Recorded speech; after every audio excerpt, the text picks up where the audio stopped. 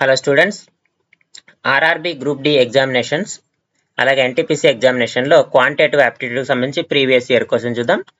A 155 metre long train crosses 765 metre long bridge in 46 seconds. So time is 46 seconds. మనం ఏం కనుక్కోవాలి? Speed కనుక్కోవాలి. Speed ఎంత కనుక్కోవాలి? సో స్పీడ్ కనుక్కోవాలంటే మనకి డిస్టెన్స్ తెలియాలి. డిస్టెన్స్ ఎంత అనేది.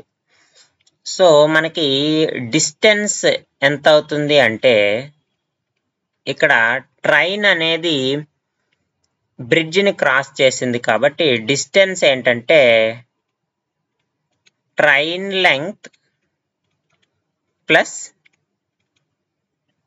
బ్రిడ్జ్ లెంగ్త్ రెండు ఒకే డైరెక్షన్లో వెళ్తున్నాయి కాబట్టి ట్రైన్ లెంగ్త్ 155 మీటర్స్ ఇచ్చేసాడు, బ్రిడ్జ్ లెంగ్త్ 765 మీటర్స్ అని ఇచ్చేసాడు.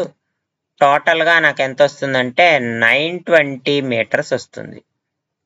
ఇది 10 అవుతుంది, 11, 12, సో 7, 8, 9 సరిపోతుంది. 920 మీటర్స్ డిస్టెన్స్ వచ్చిందండి. నాకు స్పీడ్ కావాలి.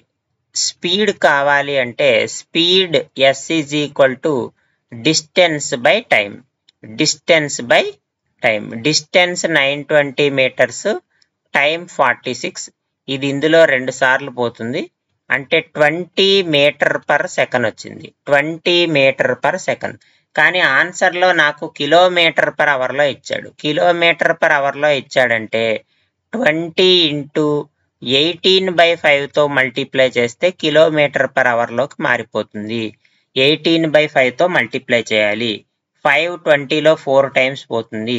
18 4 జార్ 72. 72 kilometre per hour is the correct answer. ఇక్కడ ఆప్షన్ బిలో 72 ఉంది కాబట్టి option B is the right answer.